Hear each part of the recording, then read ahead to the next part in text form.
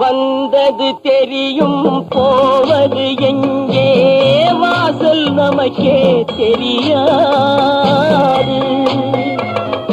வந்தவரெல்லாம் தங்கிவிட்டால் இந்த மண்ணில் நமக்கே இடமேது.